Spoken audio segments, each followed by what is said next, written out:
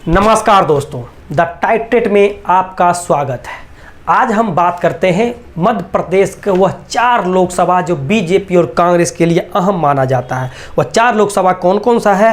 धार, इंदौर, खरगोन, खंडवा, ये 4 लोकसभा है। उस पर क्या स्थिति है, कौन जीत रहे हैं, कौन हारे, उसके बारे में चर्चा करेंगे। सबसे पहले हम बात करते हैं धार की। धार की बात करें तो छतर सिंह दरबार जी बीजेपी प्रत्याशी 7,22,141 वोट ला करके 2019 का चुनाव जीत लिए थे। उनको दिनेश जी कांग्रेस प्रत्याशी को सिर्फ 5,66,118 वोट आए और चुनाव यह लगभग हार गए थे 1,40,000 के ज़्यादा अंतर से। इस बार यहाँ से सावित्री ठाकुर को बीजेपी ने अपना चुनावी मैदान में उतारा। इन्होंने सीट बदल दिया, मतलब दूसरे कैंडिडेट को चुनावी मैदान में ले आए ताकि एंटी इनकम्बेंसी ना हो। और कांग्रेस से यहाँ पर राधे श्याम मुबेल जी को चुनावी मैदान में उतारा गया है। यहाँ मुकाबला दिलचस्प है। पिछले बार जो 1,40,000 से 1,50,000 के अंतर से कांग्रेस चुनाव हार गई थी, इस बार यह 1.5 लाख के ज़्यादा अंतर से बीजेपी प्रत्याशी सावित्री ठाकुर को चुनाव हरा देंगे। उसके बाद हम चलते हैं इंदौर की। इंदौर की बात करें तो 2019 में यहाँ से शंकर लालवानी जी बीजेपी प्रत्याशी चुनाव जीत गए थे। उनको वोट आए थे 10,68,569। वहीं यहाँ पर पंकज संघवी जी कांग्रेस प्रत्याशी को सिर्फ 5,20,815 वोट ला करके यह लगभग 5.5 लाख वोटों से चुनाव हार गए थे। इस बार यहाँ पर शंकर लालवानी जी पर बीजेपी ने पुनः भरोसा जताया, उनको चुनावी मैदान में पुनः उतारा।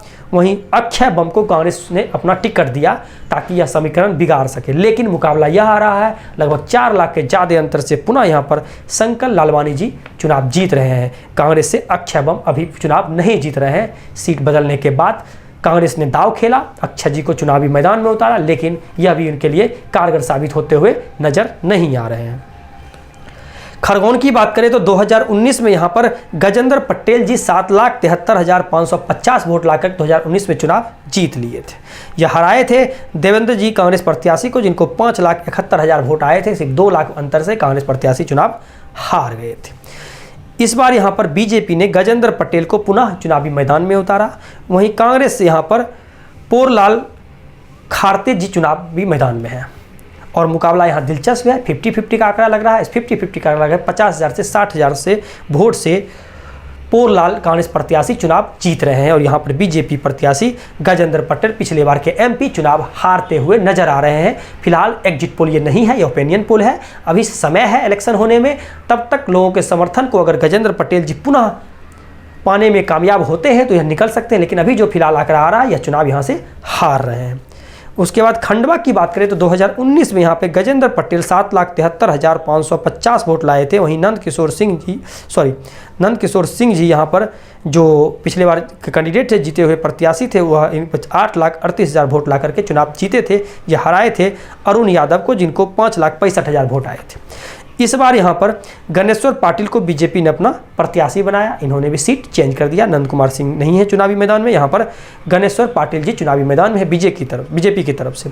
कांग्रेस से नरेंद्र पटेल जी चुनावी मैदान में। यहाँ मुकाबला दिलचस्प है। पिछले बार जो 1.5 लाख से 2 लाख के ज़्यादा अंतर से चुनाव हार गए थे, इस बार यह 50,000 से 1 लाख के अंतर से गणेश्वर पाटिल जी बीजेपी प्रत्याशी पुनः चुनाव जीत रहे हैं। तो इस 4 लोकसभा के बारे में बात करें तो धार जा रही है कांग्रेस के पाले में। यहाँ पे राधे श्याम जी चुनाव जीत रहे हैं। इंदौर से शंकर लालवानी जी बीजेपी प्रत्याशी पुनः चुनाव जीत रहे हैं। खरगोन से यहाँ पर कांग्रेस प्रत्याशी पोरलाल खारते जी चुनाव जीत रहे हैं। खंडवा से गणेश्वर पाटिल जी बीजेपी प्रत्याशी चुनाव जीत रहे हैं। इस तरह से हम 4 लोकसभा के बारे में बता दिए। इस 4 में से 2-2 के बराबरी पे चल रहे हैं। पिछले बार इस 4 में से क्लीन स्वीप की थी बीजेपी, तो कहीं न कहीं बीजेपी के लिए खतरे की घंटी है, क्योंकि लगातार वो मध्य प्रदेश हो, बिहार हो, राजस्थान में बहुत सारे सीट जो वहाँ पर जीते हुए थे, सिटिंग सीट थी बीजेपी को, वह खोते हुए दिख रहे हैं। और उनका नारा सिर्फ 400 पार था। तो क्या यह खोखला साबित हो रहा है? आने वाले समय में जल्द आपको बताएंगे। हमारे चैनल से जुड़े रहें ताकि आपको एग्जिट पोल, जब इलेक्शन खत्म होता है तो हम निकालते हैं, उसमें एग्जैक्ट समीकरण बताते हैं कि लोगों का रुझान किधर गया है। क्योंकि वोट देने के बाद जब लोग निकलते हैं, उनके चेहरे के मुस्कान, उनका जो हाव भाव होता है, उससे लोगों को पता चलता है और वो खुलकर भी आ जाते हैं कि हम किस पार्टी को वोट दिए हैं। तब एक सीन क्लियर हो जाता है कि कौन जीत रहे हैं। फिलहाल जो ओपिनियन पोल है वो विदाउट गुप्त वोट है, क्योंकि गुप्त वोट बहुत लोग बताते नहीं है कि किधर जीत रहे हैं, लेकिन सैंपल साइज हमारा 50,000 से 1 लाख के बीच में है। तब तक आपसे हम विदा लेते हैं। धन्यवाद।